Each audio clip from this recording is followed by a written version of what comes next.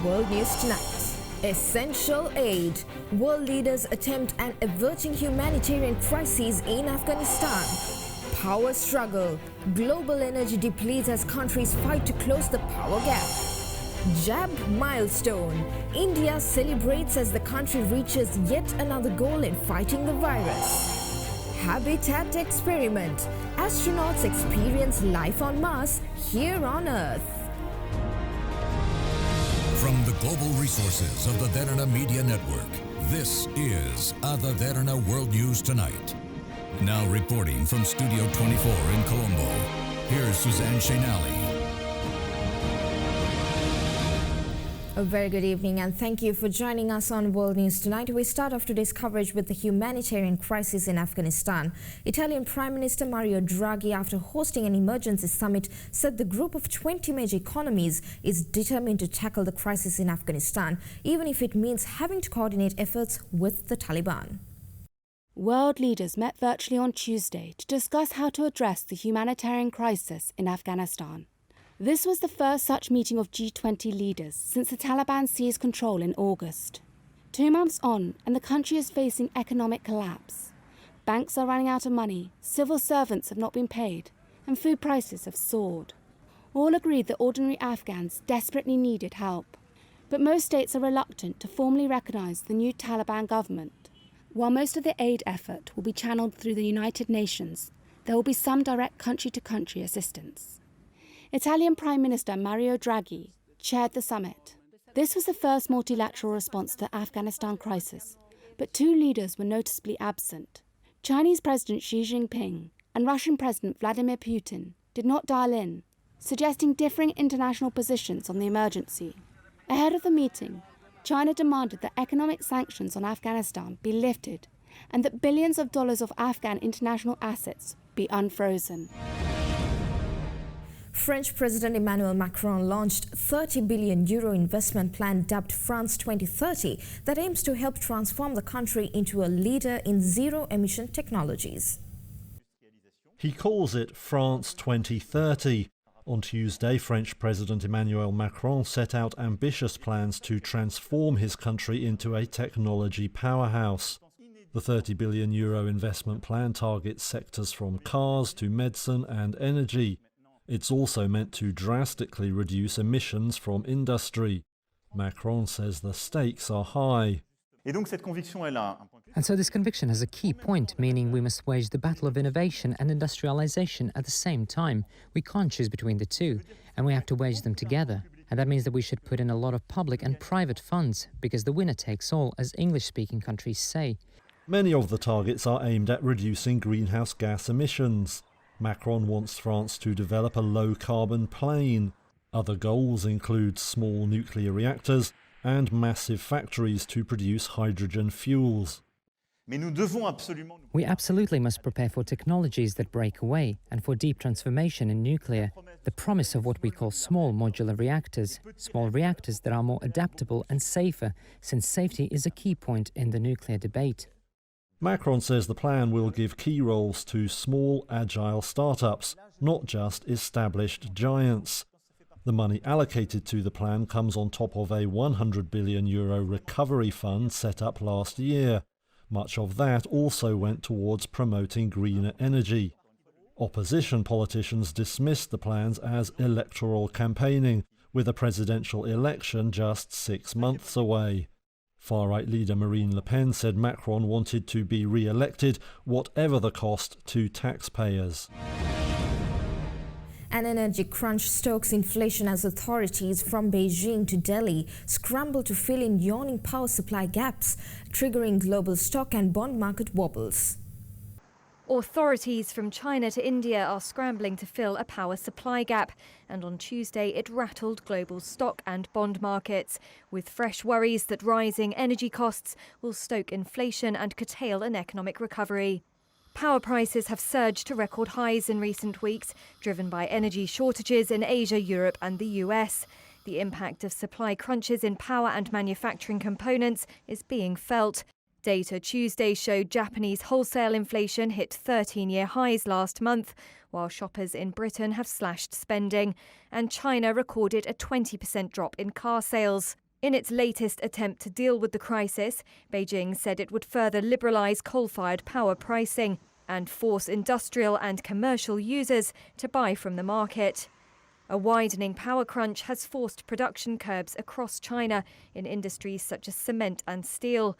In India, the Power Ministry warned states that federal energy producers will curtail supply to them. That's if utilities are found selling power on exchanges to take advantage of surging prices. Asia's third largest economy is facing large-scale outages as several power plants have low coal inventories. Oil rose towards $84 a barrel on Tuesday, within sight of a 3-year high, while coal has scaled record peaks and gas prices remain 4 times higher in Europe than at the start of the year.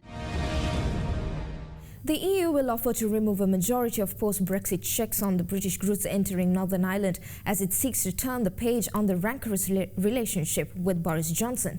For more on this, we have Other Derana World News special correspondent Prashani Rodrigo reporting from Helsinki in Finland. Prashani.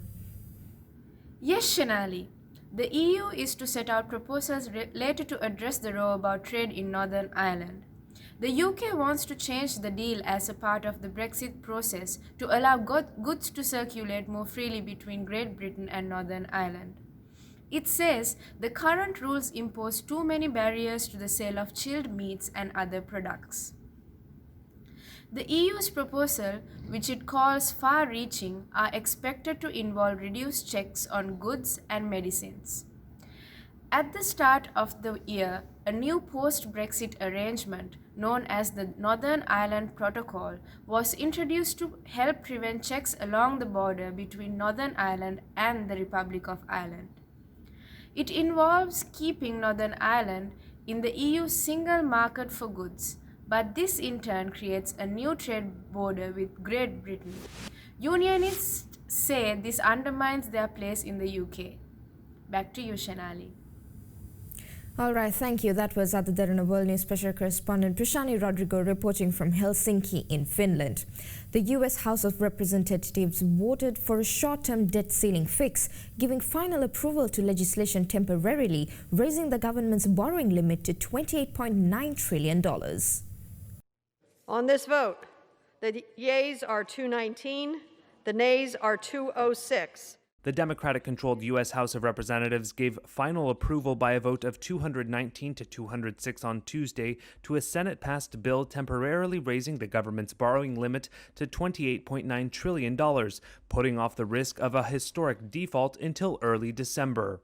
Democrats, who narrowly control the House, stayed unified, passing the hard-fought $480 billion debt limit increase, getting no support from Republicans, pushing back for now an October 18th deadline when the Treasury Department would no longer have the ability to make debt payments to lenders. Looking past Tuesday's vote, House Speaker Nancy Pelosi told reporters she hoped there could be a future bipartisan solution to the debt ceiling issue, despite top Senate Republican Mitch McConnell's warning that his party will not help next time. She also repeated that Democrats do not want to use a procedural maneuver called reconciliation to raise the ceiling. That is precisely what Democrats will need to do to get the December hike through the Senate if Republicans try to block them and no other solution is found. The Senate's vote last week to raise the limit, which had been more routine before the current era of fierce partisanship, turned into a brawl. In fact, the debt ceiling vote is to cover past spending already approved by Congress, including during Republican Donald Trump's presidency, which ended just 9 months ago. I'm optimistic that these decisions have to be made. Pelosi said she is hopeful that Democrats can work out changes to reduce the cost of their social policy plans in a timely fashion. I'm very disappointed that we're not going with the original $3.5 trillion, which was very transformative.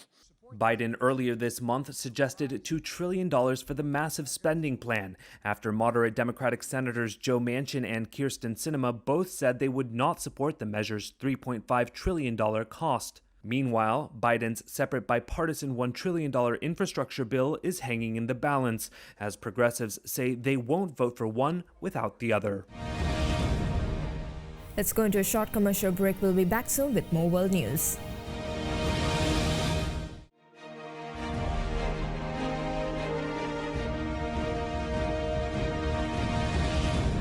Welcome back. The North Korea's leader Kim Jong-un has criticized the US, saying that there are no grounds to believe Washington is not hostile towards Pyongyang, and has called for the strengthening of his regime's military capabilities to counter what he insists are hostile forces. Standing beside North Korea's largest missiles, leader Kim Jong-un defended his country's weapons development on Monday. State media carried comments from Kim saying it was necessary to increase the North's military for self-defense in the face of hostile policies from the US and South Korea. Kim made the comments in his speech at the Defense Development Exhibition on Monday, according to a report by state news agency KCNA.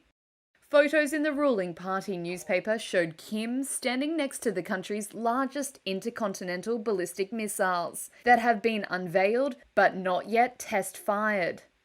A spokesperson for South Korea's defense ministry said they were monitoring the situation closely.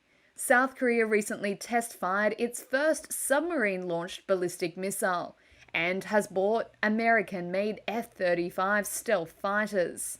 North Korea has pushed ahead with its missile program, and analysts say it has begun a major expansion of its main nuclear reactor for fuel for nuclear weapons.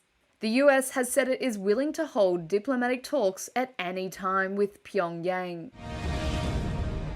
The Amhara region is yet again caught in the crossfire as the Ethiopian military launched offensive efforts against Tigrayan forces in the area. Military trucks heading north in Ethiopia's Amhara on Monday, as the country's federal army reportedly launched a ground offensive against Tigrayan forces in the region. Amhara and neighbouring Tigray are engaged in a decades-long dispute over territory.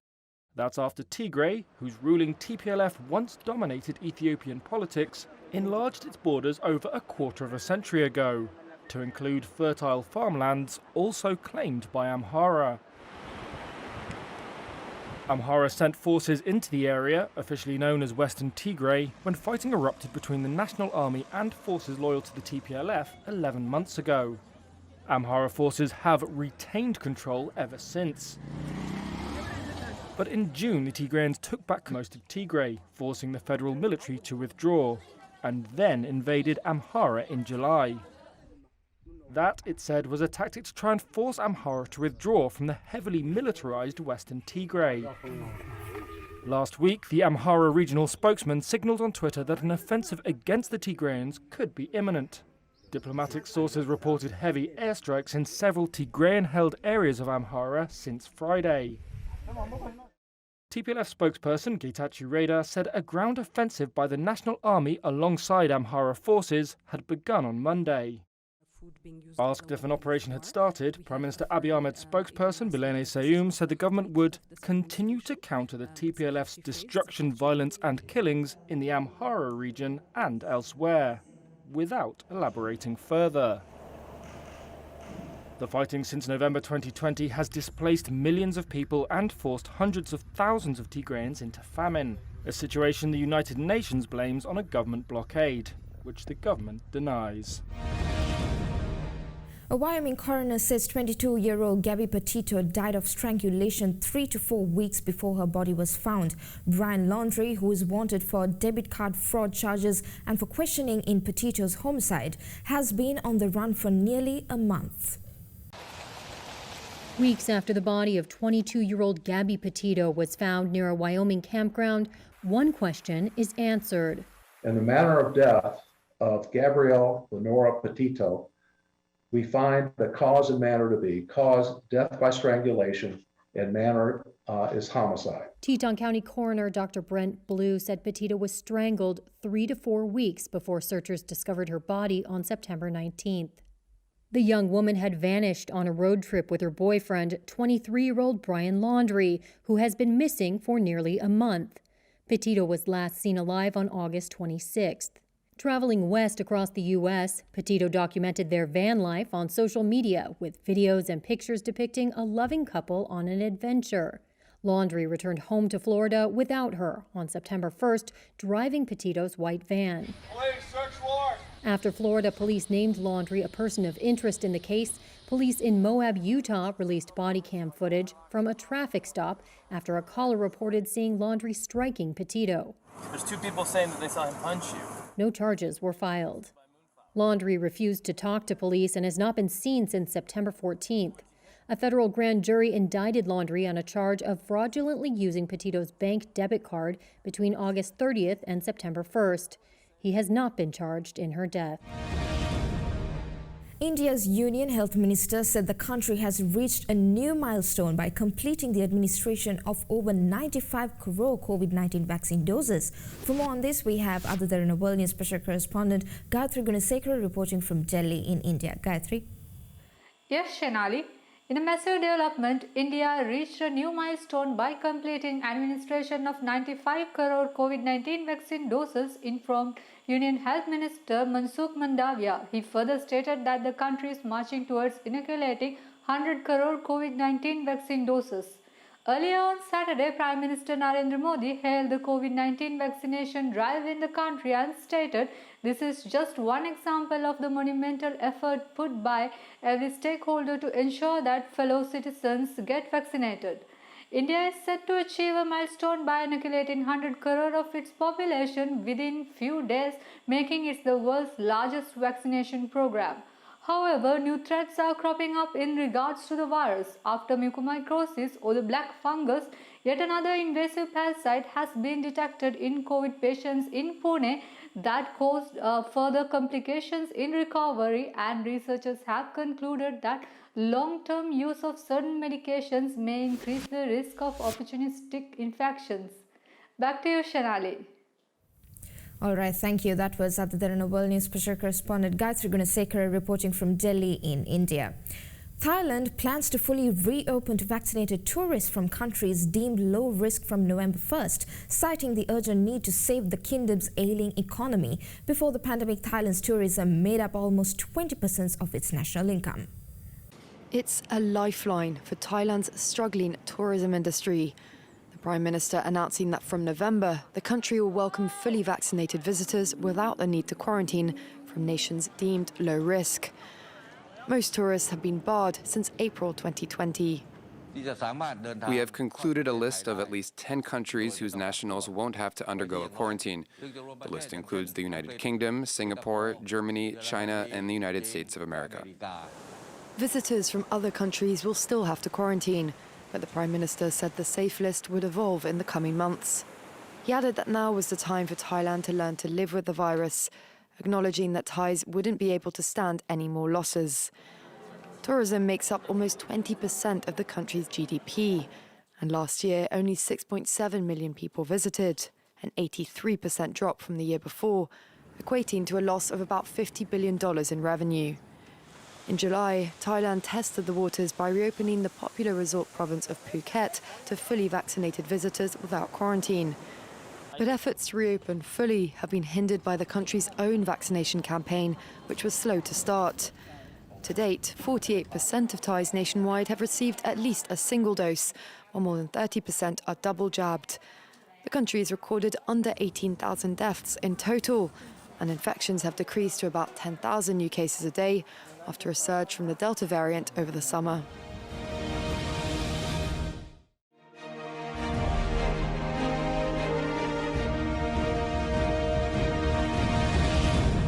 Welcome back, and for more news, let's take you around the world in a minute. Indigenous people in Argentina and Venezuela marched to mark the day of race of Columbus Day and to protest what they described as oppression towards their communities.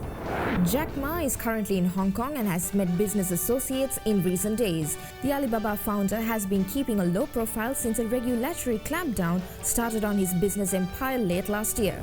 Apple is likely to slash production of its iPhone 13 by as many as 10 million units due to the global chip shortage.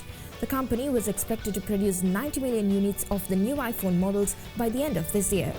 Fire smoldered as rivers of lava flowed from Spain's volcano, sweeping away trees and sending huge plumes of smoke into the air.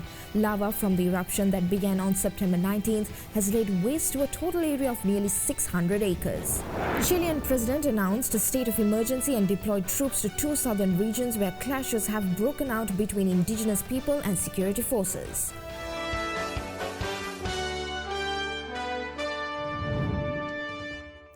And finally tonight, in the Reman crater in the desert of southern Israel, a team of 6 to 5 men and 1 woman have begun simulating what will be like to live for about a month on Mars.